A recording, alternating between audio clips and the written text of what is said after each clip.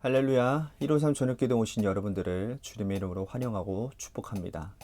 오늘도 이 저녁 시간 하나님께서 우리 가운데 신실하게 일하심을 목도하는 귀한 시간이 되기를 간절히 소망하겠습니다.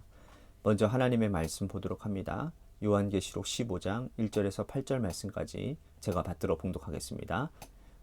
또 하늘에 크고 이상한 다른 이적을 보매 일곱 천사가 일곱 재앙을 가졌으니 곧 마지막 재앙이라. 하나님의 진노가 이것으로 마치리로다. 또 내가 보니 불이 섞인 유리바다 같은 것이 있고 짐승과 그의 우상과 그의 이름의 수를 이기고 벗어난 자들이 유리 바닷가에 서서 하나님의 검은고를 가지고 하나님의 종 모세의 노래 어린 양의 노래를 불러 이르되 주 하나님 곧 전능하신 이시여 하시는 일이 크고 놀라우시도다. 만국의 왕이시여 주의 길이 의롭고 참되시도다. 주여 누가 주의 이름을 두려워하지 아니하며 영화롭게 하지 아니하오리이까. 오직 주만 거룩하시니이다.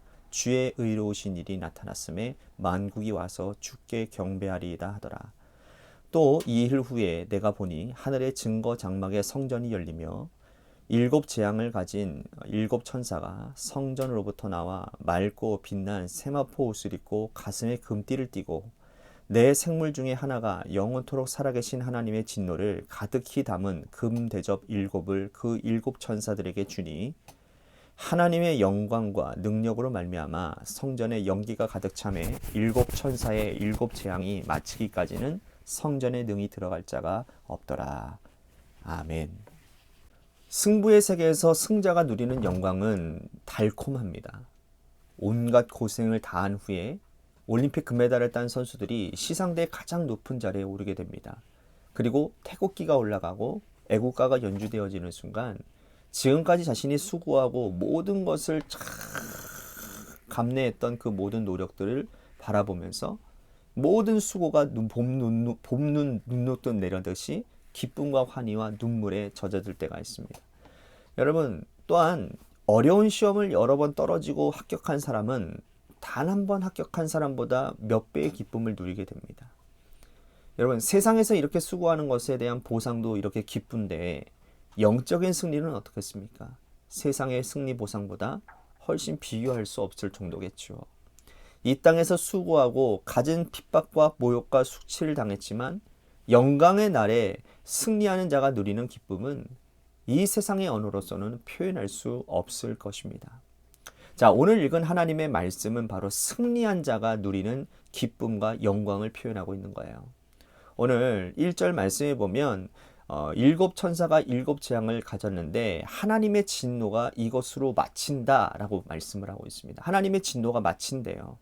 자, 계시록에는 세 가지 심판이 나온다고 말씀을 드렸죠. 일곱인 심판, 또 일곱 나팔 심판, 그리고 일곱 대접 심판입니다.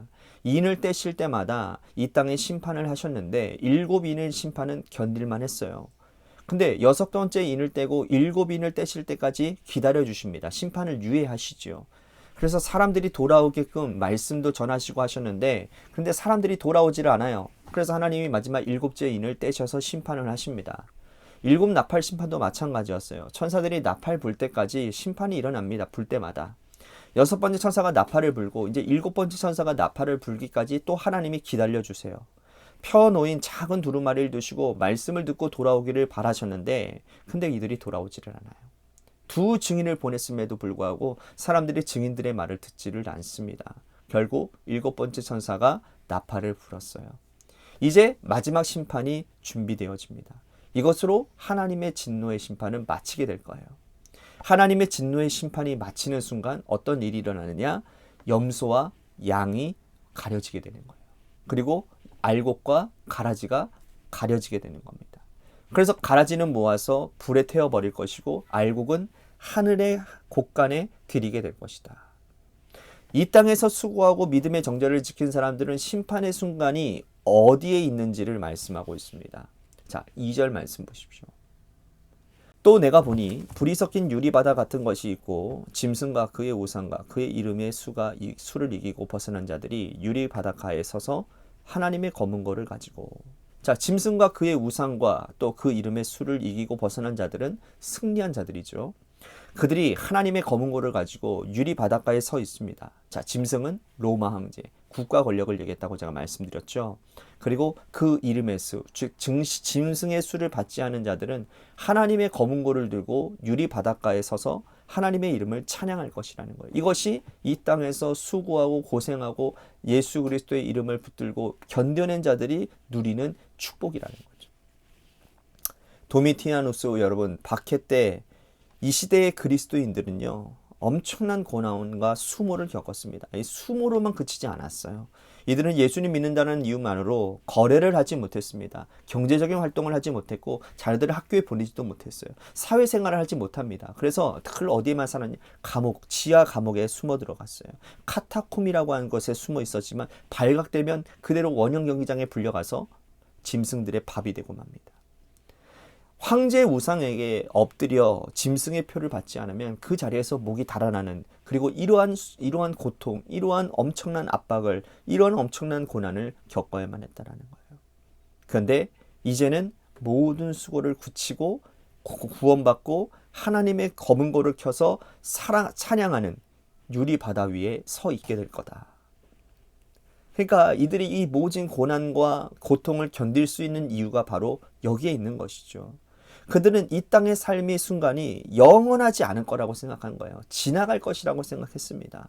어리석고 미련한 자들은 이 땅의 삶이 영원할 것이라고 생각합니다. 그래서 돈 한 푼에 미련을 가지게 되고 몇 푼 때문에 신앙을 팔아먹고 돈이라는 우상에 무릎을 꿇는 사람들, 이 땅에서 권력을 누리기 위해서 짐승에게 무릎을 꿇는 자들, 이 땅에서 조금 편하게 살아보려고 믿음의 정절을 버리는 자들은 하나님의 검은고를 가질 자격이 없는 사람들이라는 거예요.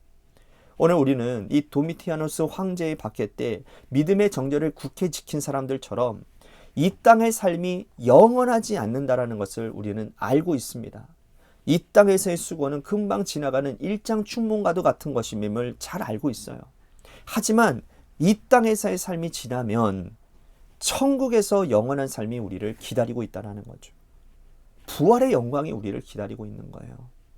그래서 바울이요, 만약에 이 땅에서 우리들의 삶이 이 땅에서의 끝이라면 우리만큼 불쌍한 사람 없다라는 거예요. 네.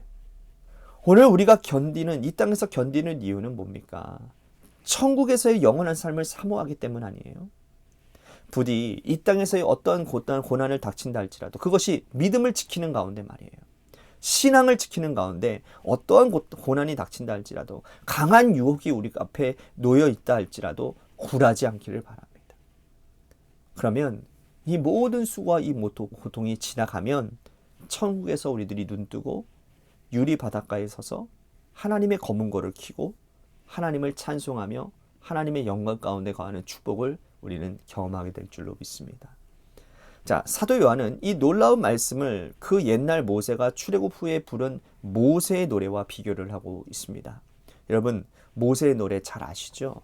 모세의 노래는 출애굽기 15장에 나오는 말입니다. 여러분, 출애굽기 14장은 바로 모세가 홍해를 건넌 사건이 나와요. 그리고 그 홍해를 건넌 후에 하나님을 찬양하는 장면이 출애굽기 15장의 모세의 노래입니다. 여러분들도 잘 아시다시피 출애굽이라고 하는 것은 구원의 상징을 의미합니다. 430년 동안 노예 생활에 극한 그 노예 생활을 하나님께서 구원하여 주시죠. 10가지 재앙을 통해서 그들을 출애굽하시지만, 그러나 홍해 앞에 가로막혔을 때도 하나님이 그들에게 홍해를 갈라주시죠. 그리고 그들이 온전히 건너고, 그리고 나서 그들이 건넌 다음에 이 애국 군사들이 들어왔을 때는 수장을 시켜버리는, 여러분 상상을 해보십시오. 구원받은 백성들이 노래하는 그 모습들, 이 모습이 우리가 저 하늘나라 가운데서 그 일들을 우리들이 할 수 있다라는 거예요. 이 땅에서의 고통을 받을 때마다 수고를 견디면서 여러분 이 구원의 노래를 한번 상상을 해보시기를 바랍니다. 저 천성에 가서 우리들이 찬양하고 하나님 앞에 기쁨으로 나아가는 그 일들을 상상해 보시란 말입니다. 그러면 우리는 이 땅 가운데서 믿음 지키고 견디고 인내하는 그런 역사들이 우리 가운데 일어나게 될 줄로 믿습니다. 오늘 말씀 생각하면서 우리 같이 기도했으면 좋겠습니다. 고난과 수고를 다 이기고 하나님의 검은고를 잡는 그 소망을 붙잡고 나아가겠습니다. 고난 끝에 승리를 기대하며 거짓에, 불의에, 또한 세상에 무릎 꿇지 않겠습니다. 오늘 말씀 생각하면서 우리 같이 기도했으면 좋겠습니다. 또 한 가지 우리 나라와 이 민족과 우리 관악교회를 위해서 간절히 기도해 주시고요. 또한 육신의 질병으로 고통당하는 분들을 위해서 기도했으면 좋겠습니다. 이종민 장로님 허리를 붙들어 주시고 또한 박재리 성도 주님께서 고통사의 후유증을 빨리 회복시켜 주시고 또한 김순환 권사님 하루빨리 회복될 수 있도록 기운을 차릴 수 있도록 인도해 주시옵소서라고 또한 우리 박준영 형제님을 위해서도 간절히 기도해 주시기를 바랍니다. 이제 곧 수능 시험 결과가 나오게 되고 앞으로 이제 입시 전쟁이 시작되어질 텐데 모든 준비 과정 가운데 하나님의 지혜와 하나님 또 환경을 허락하셔서 좋은 결과 있게 해달라고 우리 같이 기도했으면 좋겠습니다. 마지막으로 여러분들의 삶의 자리와 여러분들의 자녀들을 위해서 기도하시다가 돌아가시길 바랍니다. 노래 끝날 때까지 우리 같이 합심하여 기도하도록 하겠습니다. 기도하시겠습니다.